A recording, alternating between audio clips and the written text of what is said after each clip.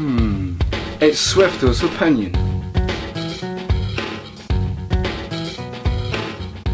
Great hellos to you, I am Swifto, and today I'm going to be having a look at the Sims Bustin Out for the Gameboy Advance. Can you see that? This is a game from my early teens, nearly a decade ago, assuming you're watching this in 2013. Firstly, don't think of this as a Sims game, because it's very different from the normal Sims PC games. It is similar in some ways, like being able to customise your sim and having to look after your sim's needs.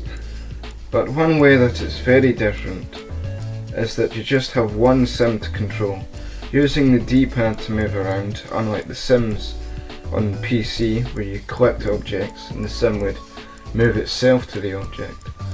This version of The Sims is more story driven and has you doing various missions for other Sims in the game. The game is set in Sim Valley, a strange little town which seems to only have 4 houses in it, but also has 2 furniture shops, a gym, a farm, 2 restaurants, a hospital, a knick-knack shop, a nightclub, a bar, pet shop, a sciencey place, a haunted shack, a jail, and a library. It also has some of the music from the original Sims game, which is quite nice.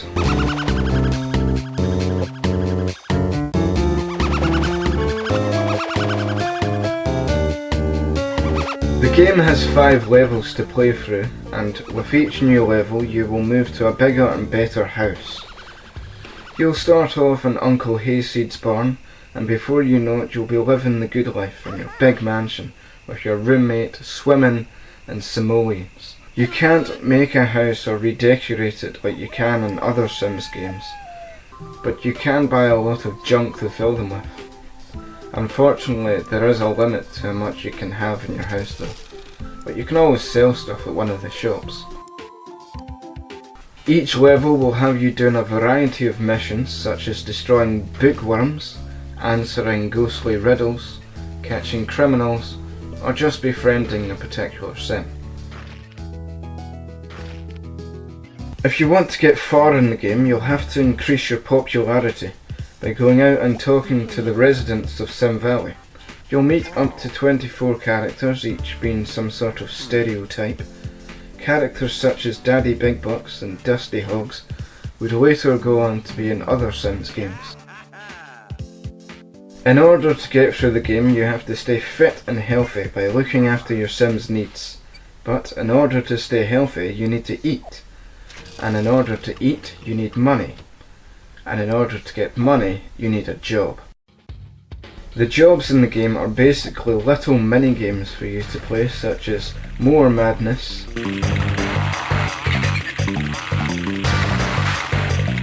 Smoothie Slider,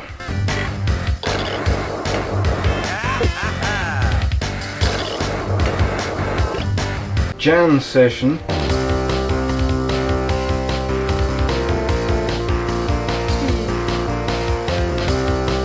as well as several others. There are a number of dangers to watch out in Sim Valley, like being electrocuted by faulty appliances, being attacked by super intelligent farm animals, and talking to unfriendly ghosts. You know, the normal dangers of life. After passing out you'll just wake up in the hospital. There's no real harm done, so you can't really die in the game.